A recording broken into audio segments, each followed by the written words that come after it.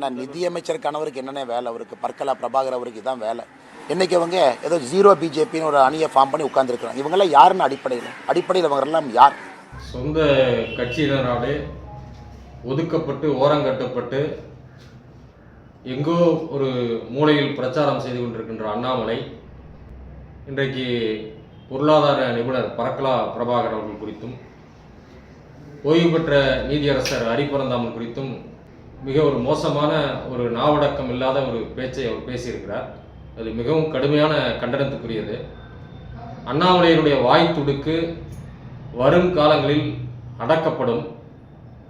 ஏனென்றால் இந்த வாய் துடுக்கை வைத்துதான் இன்றைக்கு தன்னை ஒரு பெரிய பிம்பமாக அவர் காட்டிக்கொண்டிருக்கிறார். யாரை மரியாதையாக பேசுவது, யாரை தரைக்குறைவாக பேசுவது என்ற எந்த ஒரு அளவீடும் மதிப்பீடும் இல்லாத ஒரு அநாகரிக தற்குறியாக அந்த அண்ணாமலையினுடைய பேச்சுக்கள் தொடர்ந்து கொண்டிருக்கின்றன.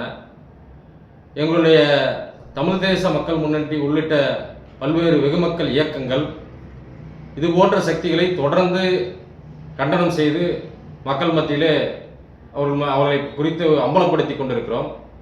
ஆனாலும் தொடர்ந்து இந்த வம்பு பேச்சுகள் தொடர்ந்து கொண்டிருக்கின்றன. நிதியமைச்சருடைய கணவர் பர்கலா பிரபாகர் என்று அவர் சொல்வதே ஒரு அசிங்கமான ஒன்று.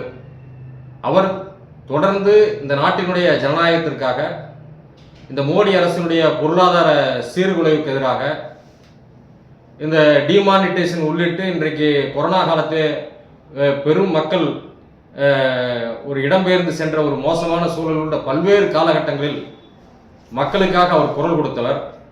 ஒரு பொருளாதார நிபுணராக அறியப்படக்கூடியவர். அவரை ஏதோ ஒரு சாதாரண ஒரு மனிதர் போல ஒரு இழிவுபடுத்தக்கூடிய பேச்சு. அதே போல நீதியரசர் பரந்தாமன் அவர் தொடர்ந்து தொழிலாளர் நலன் சார்ந்து வழக்கறிஞராக பணியாற்றியவர். பல்வேறு தீர்ப்புகளை மக்களின் நலனுக்காக, நாட்டின் நலனுக்காக அவர் வழங்கியவர்.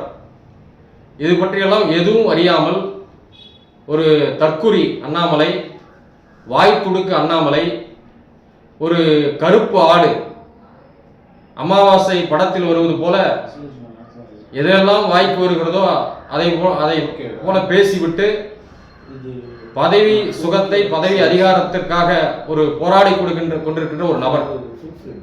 சொந்த கட்சியிலே மற்றவர்களை காலி செய்துவிட்டு ஒரு அதிகாரத்தை பறிக்க துடிக்கக்கூடிய ஒரு நபர். அதனால்தான் இன்றைக்கு அந்த கட்சியிலே ஓரம் கட்டப்பட்டிருக்கிறார்.